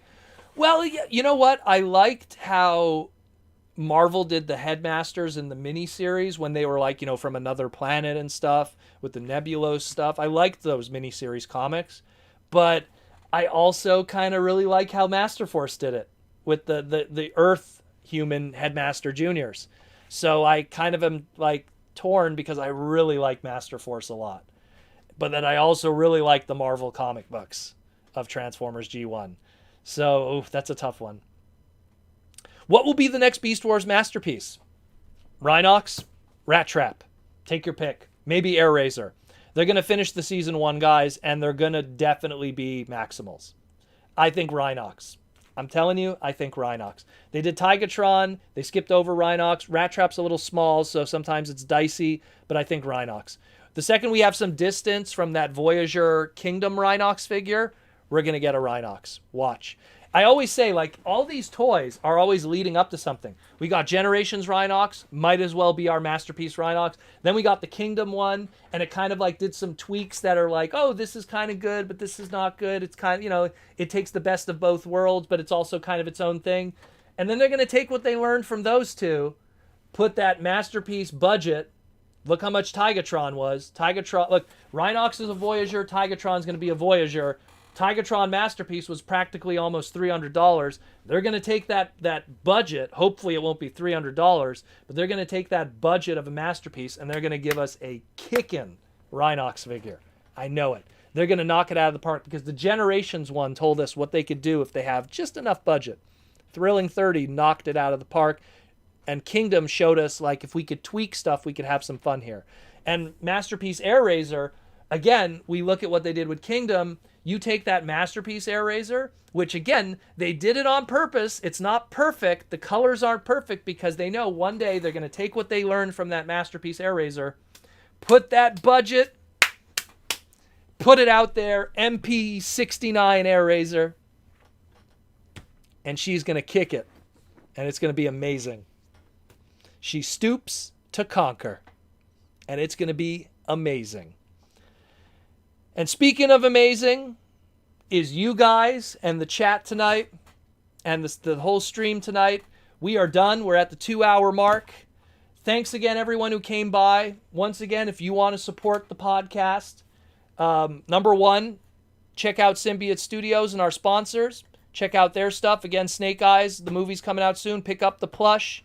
Check out their stuff. That's one way to help the podcast, is buy stuff from Symbiote Studios and just let them know that Proto Man sent you, so that way Hasbro and Symbiote Studios knows what's going on.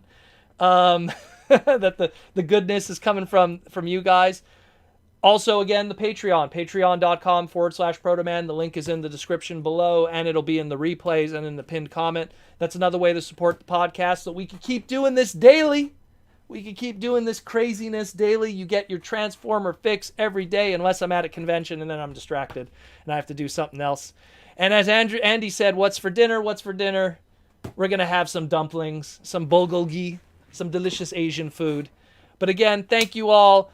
And Aaron Archer, I might as well make the shout out. Aaron Archer, we're doing Toy Armada. Aaron Archer's The Toy Armada. Stay tuned for that. We're going to have a separate podcast of awesomeness. Stay tuned. Hopefully we'll have it next week. That's what I'm aiming for. And just thanks everyone who came by and support everything that we do. You know, it makes it worth it. It makes these 2 hours talking about the robots in disguise all worth it, isn't it? So as I always say, my boys and girls, take care and roll out.